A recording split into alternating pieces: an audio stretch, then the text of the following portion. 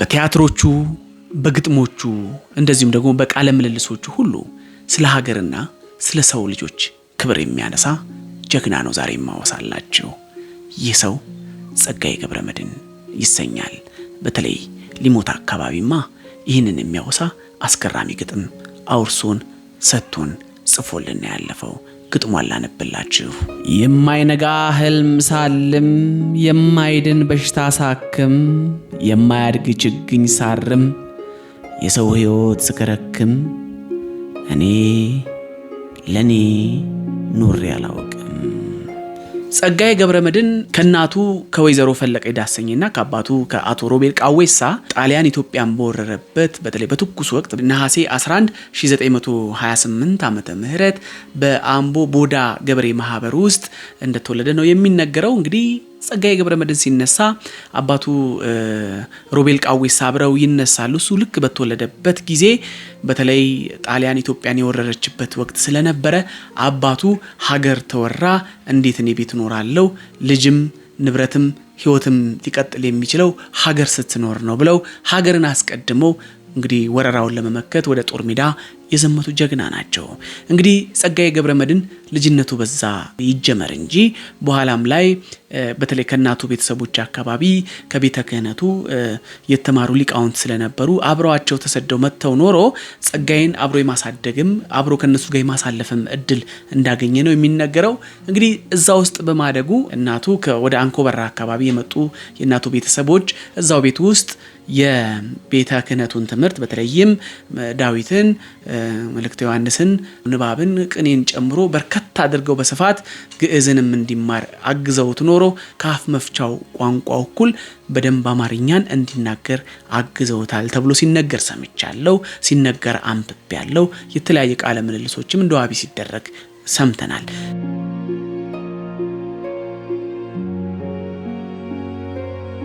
ስለ ጸጋዬ ገብረመድህን ስናነሳ ጸጋዬ በኢትዮጵያ ኪነ ጥበብ የስነ ጥበብ የተውኔት ህይወት ውስጥ አሻራ ኑሮ የኖረ ያለፈ የኢትዮጵያ የምንጊዜም የስነ ጽሁፍ ሌጀንዳችን እንደሆነ ነው የሚነገረው። ጸጋዬ አስተማሪም ነው።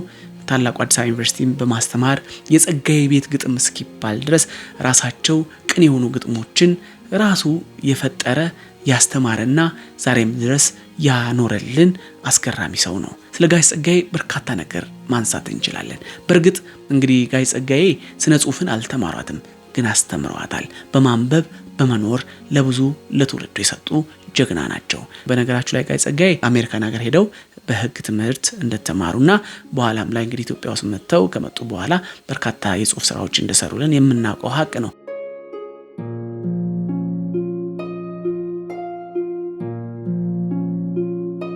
እንግዲህ በጸጋዬ ቤት በኦሮሞ ገዳ የተቃኘው አኗኗር በእናቱ ደግሞ በተለይም በአማራ ባህልና ወግ ውስጥ በእናቱ ቤተሰቦቹ በኩል ቤት ውስጥ በመኖሩ በሁለቱ የተዋሃደው ማንነቱ በተለይ ኢትዮጵያዊነት ላይ ያለው ምልከታ እንዳሳደገለት ይነገራል።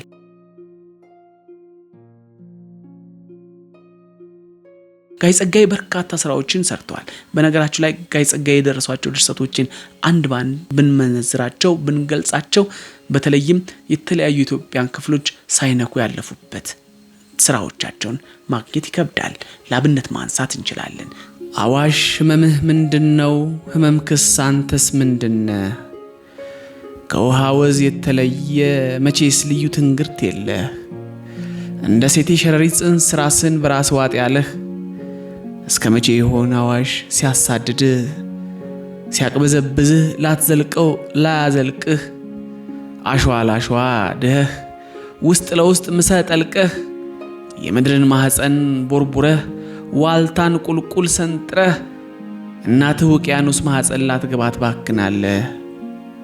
ጸጋዬ ከትውልድ መንደሩ ከመጫ ተነስቶ የኢትዮጵያን ወገብ እያካለለ አደሯን አረስርሶ በበረሃው ሰጥሞ የሚቀረውን ያዋሽ ወንዝን መስጢር ያጤን ዘንድ ለምለም ነገር በሚወደው ማህበረሰብ ውስጥ ማደጉን አግዞታል።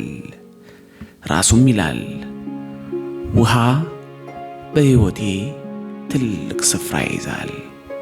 ጸጋዬ በአምስቱ የጣሊያን ወረራ ወቅት በነበረው የኢትዮጵያ ሕዝብ ጭቆናና ስቃይ ላይ ተመርኩዞ የጻፈው ተማሪ እያለ ማለት ነው። በተለይ የደም አዝመራ በ1944 ተማሪ እያለ አዘጋጅቶታል። ሌላው ደግሞ ሌላው አዳም በሚል በ1944፣ በልግ የምንለውን በ1950፣ የሾህ አክሊል በ1952፣ ጆሮ ደግፍ በ1952፣ አስቀያሚ ልጃገረድ ደግሞ የሚለው እንደዚሁ በዛው ዓመት በ1952 የከርሞ ሰው ተከታታይ ተውኔቶችን ለመድረክ እንዳቀረበ የሚነገር ነው። እንግዲህ ጸጋዬ ከውጭ ሀገር መልስም በርካታ መጽሐፍቶችን በመጽሐፍ ያስደመመን ባለውለታችን ጭምር ነው።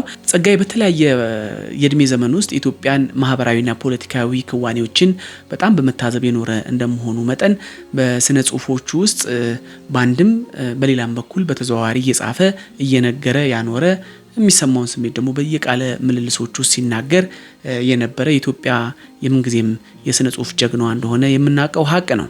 ጸጋዬ ተፈጥሮ በለገሰችው አስገራሚ እውቀትና የብዕር ችሎታ ሀገርን ሰብኳል፣ አስካዋላን ሰብኳል። በርካታ ክዋኔዎችን ያኖረ የኢትዮጵያ ጀግና ነው። ለአብነት ብናነሳ ጴጥሮስ ያችን ሰዓት በ1960 በሚገርም ሁኔታ እንደሰራልን የምናውቅ ነው። አጋጣሚውም ድሮ ማስታወቂያ ሚኒስቴር ስሰራ አንድ ጀብራሬ ጴጥሮስን ሐውልቱ ላይ እየሸና አንተ ድንጋይ ሆነ ቀረ ወንድሞች ሌላ ታምር እየሰሩ በሚል እየሸና ይመለከታል። በዚህ የተናደደው በዚህ ስሜቱ የተሰበረው እንግዲህ ጸጋዬ ከስብሰባ እንደወጣ ከዛ ልጅ ጋር ግብግብ ይፈጥራል። እንግዲህ ምሽት ስለነበረ ያን ሰካራም ከተናነቀው በኋላ እሱን ጥሎ በመሄድ ብዕር አንስቶ ጴጥሮስ ያችን ሰዓት በሚለውን ያን የመሰለ ዛሬም ድረስ ስብከት የሆነ የኢትዮጵያ አርበኞችን በተለይ ሃይማኖት፣ ዘር፣ ቋንቋ ሳይለይ ለሀገር የከፈሉትን ዋጋ ያሳየበትን እንግዲህ ጴጥሮስ ያችን ሰዓት የምናወሳው የምናስበው ጉዳይ ነው። በተለይ የአድዋው መሐንዲስን እንግዲህ አጼ ሚኒሊክን የሚያወሳበት የሚኒሊክ የተሰኘው ጽሁፉን በ1982 በሚገርም ሁኔታ እንዳቀረበልን የሚወሳ ነው። በ1975 አካባቢ የትግራዩን ጀግና ዘራይ ድረስን የሚያነሳበትም እንደዚሁ ጽሁፍ ማንሳት እንችላለን። እንደዚሁ ደግሞ የበላይ ዘለቀን እናት ዓለም ጠኑንም በዚሁ ስለዛ ጀግና ታሪክ በደንብ ጽፎ ያስቀመጠልን የኢትዮጵያ ሌጀንዶችን የኢትዮጵያ የታሪክ ጠንካራ አርበኞችን በተለያዩ ጽሁፎች ውስጥ በማስፈር በማሳወቅም ጭምር ለዚህ ትውልድ ያኖረ የምንጊዜም የኢትዮጵያ ጀግና ነው ጋሽ ጸጋዬ ገብረመድህን። ስለ ጸጋዬ ገብረመድህን ግን በርካታ ሀሳቦች ማንሳት ይቻላል።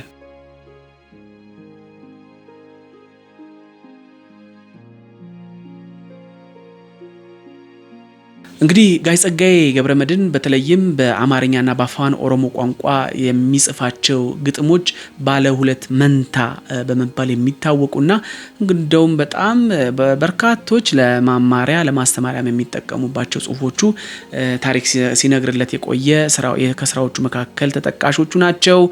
እንግዲህ ጸጋዬ ስራዎቹ በተለይም በ1966 ያወጣው እሳት ወይ አበባ እንግዲህ ዛሬም ድረስ በተለይ በጸሐፍት በደራሲያን ዘንድ እንደ ኮቴሽን ተደርጎ የሚነሳ የምንጊዜም የጀግናው ጸሐፊያችን ስራ እንደሆነ ማውሳትና ማንሳት የሚቻል ጉዳይ ነው።